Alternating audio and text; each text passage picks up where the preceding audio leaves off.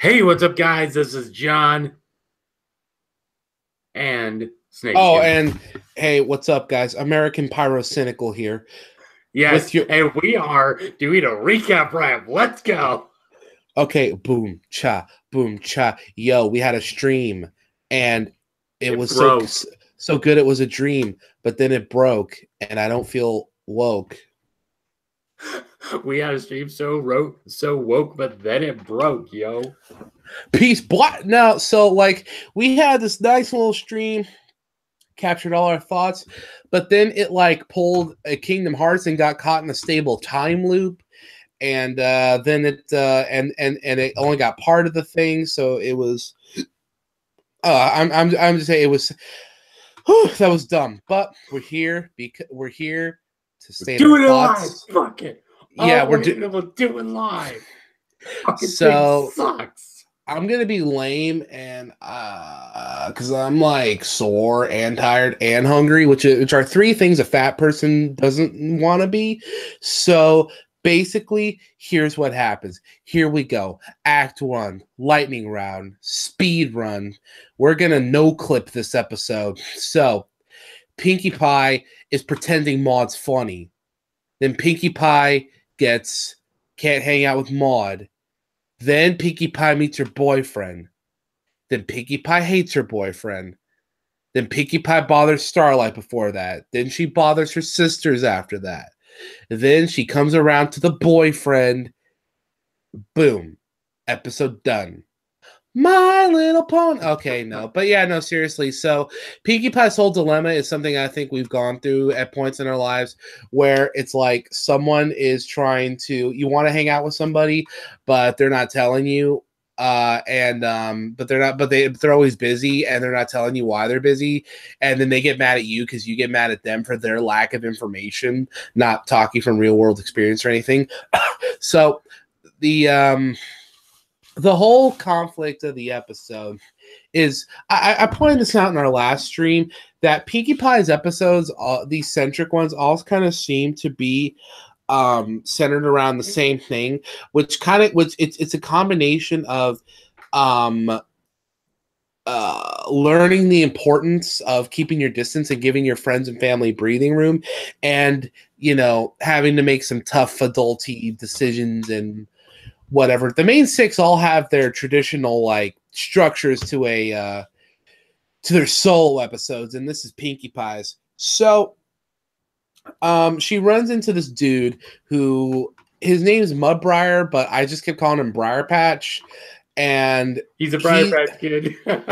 Yeah, he's kind of a dick, but so is Maud. And I like this fact that, because this episode's essentially a Friend in Need Part 3. But one thing that I like, because the other one that I would consider is the one where Maud and Starlight bond over kites. And like the thing I appreciate about those episodes, it's not like when it's not like when it's not like when they did the Pony Zombie episode or whatever, and it felt a lot like Mare-do-Well, because everyone's acting out of character, but they try to pretend they're justified. No, Pinkie Pie in this episode and the other one, it's like she's being herself and acting her character and whatever. But the show, I appreciate that the show takes the time to call her out on it and just be like, "Yo, dude, bro, you're kind of being just a little bit self-destructive here, dude." So I appreciate that. So yeah, no, you go. So it starts off with Maud doing stand-up comedy, and I'm like, deadpan humor, stand-up comedy equals just no. Well, the problem is Maud's the problem for him. Yeah, no, that's it. There's no punchline. That the problem is Maud. I really honestly don't know why they haven't done an episode yet where Maud's just being like, "Yo, dude, Pinkie, you kind of sucked me off so much it's basically incest at this point. Like seriously, can you back the hell off?" But they're not going to do that because Because they're not that bold, okay? Well, no, not even the language. I just mean the episode structure. I'm like, oh, why don't they do that? Yeah. That pulled in the ratings. That pulled in the ratings faster than the freaking the Apple Family Parents episode. I'm pulling ratings faster than Derpy being censored, honestly. Yeah, that's true. So then after that, she's talking to Starlight and she's like, OMG, why does she like this guy? And she starts listing off a bunch of his negative qualities. And Starlight's like, dude, bro, that's basically Maud. Hello? Question mark. And she's like, her whole defense is literally, yeah, but Maud's cool. It's honestly an argument worse than no you. It's like, so, which is a real argument people tend to use that I've seen. So well, I was gonna say real life, but it's mostly just YouTube comments. So like she tries to bond with him, and this dude starts sprouting up all the stuff that he knows about Maud. And one thing I've learned going through the years is that like there's a certain level of knowledge and closeness of someone that you can. It varies from being a friend to a family member, and even with the family member, there's subgroups. Same with friends. But when you're someone's partner, you tend to. The way I described it was like when you're friends with someone and when you're their family or member or whatever, it's like you know that they tick, right? And you kind of know how they tick. But when you're someone's partner, you know how, but you also know why they tick, type of deal. And this dude's spouting off like, "Oh, Maud doesn't like this. Yeah, Maud likes that. Maud doesn't like this." And then he's like, "Yeah, she kind of only says she likes surprise parties just because it makes you happy." And Pinkie Pie is like, no, your dad gay. And then Mud's like, well, your dad lesbian. And then Pinkie Pie explodes from the dank meanness. But before that, she talks to Maud. She's like, bro, sis, is it true that you only pretend you like parties just because it makes me happy? And she's like, Pinkie, did you literally not pay attention during my debut episode? I think I made it pretty obvious to literally everyone with a brain cell that half the stuff I do is just because it makes you happy.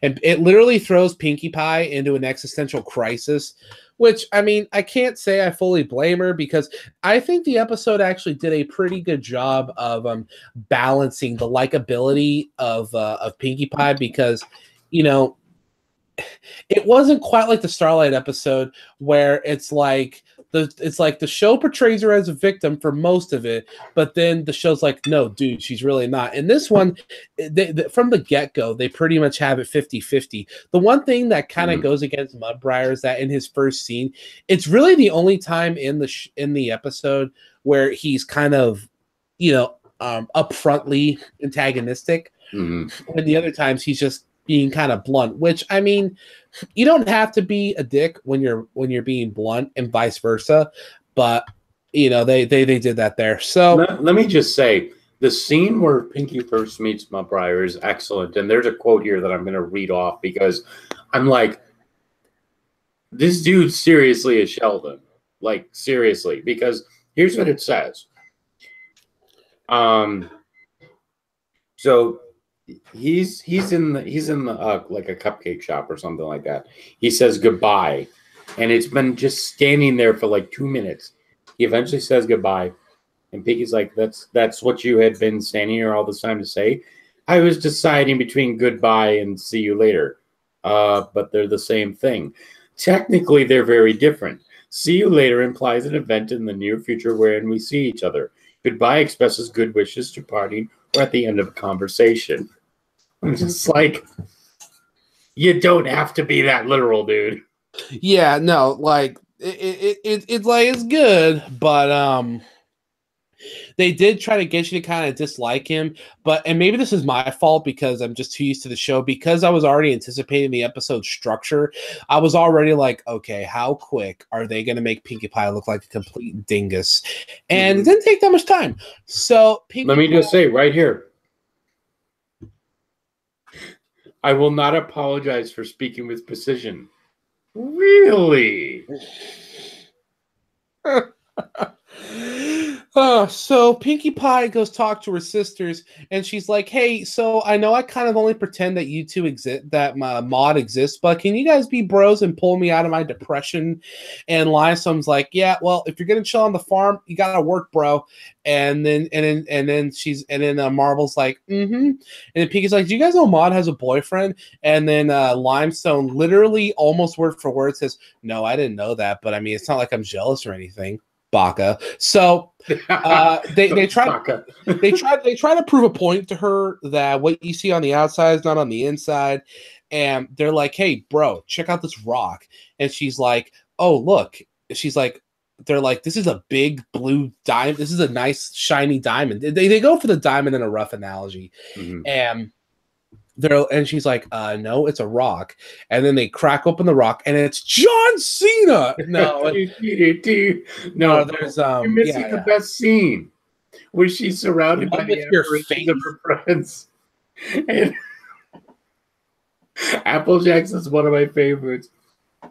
And Appleday is downright disgusting. Twilight's is even better. I never learned to read. Wow. Oh yeah, I forgot about that. That's when old Pinkie Poppers is starting to hallucinate a bit. So then she's like, you know what? You're completely right, Limestone and Marble. If I really want to support my sister, then I should take the time to learn about her significant other. And see, what I like here though is the fact that like you might not see it, but Maud sees it. So yeah.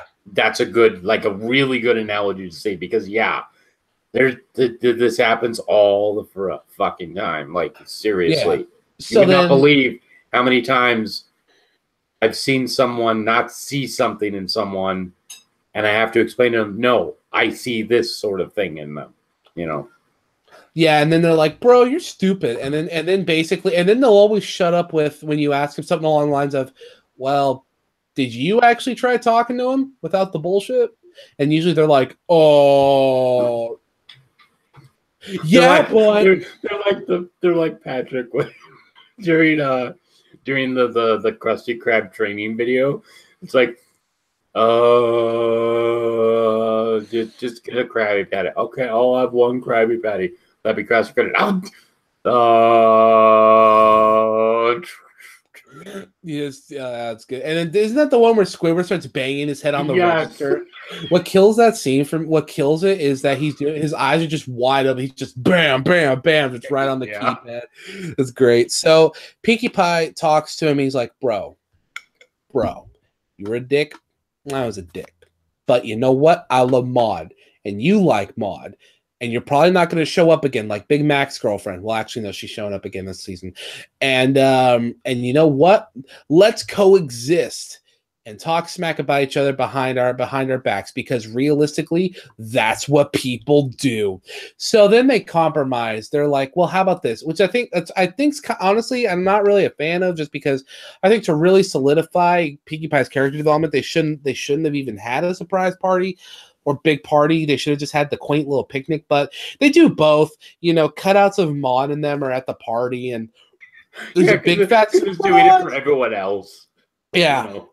And it's like, whatever, it's Pinkie Pie. And then I thought, wait a minute.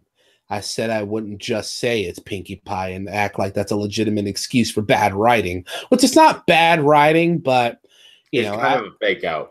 Yeah, you know, because it's like, okay, they're like, it's literally like, okay, it's like they wrote the episode and they were gonna have the ending but I think should have been there, and then they're like, no, hold up. They're like, what? That's way too much development for Pinkie Pie. It's 8. We're in season 8, dude. Aren't we allowed to develop them more? They're like, nope.